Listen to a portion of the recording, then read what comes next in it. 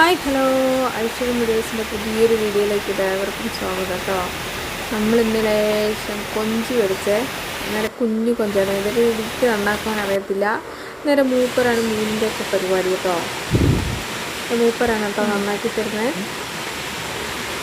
ഇത് ഞാനൊന്നും ഇതുവരെ വെച്ചിട്ടേ ഉള്ളൂ, അല്ലാണ്ട് നന്നാക്കലൊന്നും അറിയത്തില്ല കേട്ടോ. ഇതെങ്ങനെ അതിൻ്റെ തോലൊക്കെ കളഞ്ഞ് അതിൻ്റെ ഉള്ളിലൊരു നാരൊക്കെ ഉണ്ടെന്ന് പറഞ്ഞാൽ അതിന് പൊലിച്ചെടുക്കണം എന്നൊക്കെ പറഞ്ഞിട്ടുണ്ട്. ഇതൊന്നും എനിക്കറിയത്തില്ല. ഇതൊക്കെ കാണിച്ചു തരുന്നു കേട്ടോ. പിന്നെ ഞങ്ങൾ രണ്ടാളും കൂടി നന്നാക്കി കേട്ടോ. അതിന് കിട്ടാൻ വലിയ പാടാണ്. ഐസ് പോലെ ഉണ്ടാവും എന്നൊക്കെ പറഞ്ഞു. ചെറുതും ആയതുകൊണ്ട് ഭയങ്കര റിസ്ക്കാണെന്ന് തോന്നുന്നുണ്ട് കേട്ടോ. മൂപ്പറാണ് കേട്ടോ കുറേ നന്നാക്കിയാൽ. ഞാൻ പിന്നെ ലേശം കൂടി നമ്മളങ്ങനെ എല്ലാം നന്നാക്കി എടുത്തിട്ടുണ്ട് കേട്ടോ. അതിൻ്റെ നാല് അതിനൊക്കെ ഉണ്ടാക്കൽ പരിപാടി മാത്രമല്ല. ഒരു സവാള അരിഞ്ഞ് വെച്ചിട്ടുണ്ട്. വലിയ സവാള അല്ലെങ്കിൽ ചെറിയ ഉള്ളി എടുത്താലും മതി. ഒരു പച്ചമുളക്. ഇവിടെ എല്ലാവർക്കും എരിവ് കുറച്ച് കുറവായതുകൊണ്ട്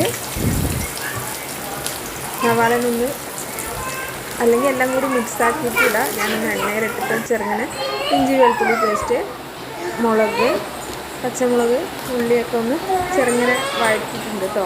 ചെറുങ്ങനെ കേട്ടോ, ജസ്റ്റ്. പിന്നെ അതിലേക്ക് നമ്മൾ മസാലയൊക്കെ ചേർത്ത് കൊടുത്തിട്ടുണ്ട്. മുളക് പൊടി, മല്ലിപ്പൊടി, മഞ്ഞൾപ്പൊടി, ഒരു ടേബിൾ സ്പൂൺ വലിയ ജീരകപ്പൊടി, അങ്ങനെ എല്ലാം കൂടി ചേർത്തൊന്ന് നന്നായി മിക്സാക്കി എടുത്തിട്ടുണ്ട്. നമുക്കതിലേക്ക് നമ്മളീ നന്നാക്കി വെച്ച കൊഞ്ചിനെയും കൂടി ഇട്ട് കൊടുക്കാം കേട്ടോ.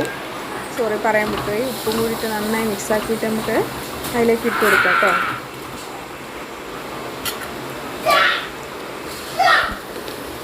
അങ്ങനെ എല്ലാം ഇട്ട് കൊടുത്ത് നമുക്ക് നല്ലതായി മിക്സാക്കി എടുക്കാം കേട്ടോ. നല്ല വെളിച്ചെണ്ണയൊക്കെ ഒഴിക്കണം. വെളിച്ചെണ്ണയാണ് കേട്ടോ യൂസ് ചെയ്തത്. വെളിച്ചെണ്ണ ഒഴിച്ച് കഴിഞ്ഞാൽ നമുക്കൊരു പ്രത്യേക ടേസ്റ്റ് ഇല്ല. അത് നന്നായി നമുക്ക് വഴറ്റിയെടുക്കാം.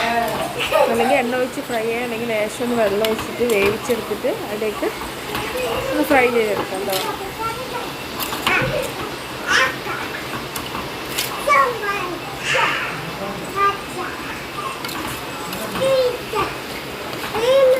നല്ല മസാലയൊക്കെ പിടിച്ച് വരുമ്പോൾ ചെയ്തിട്ടുണ്ട് കേട്ടോ. നല്ല ടേസ്റ്റാണ്.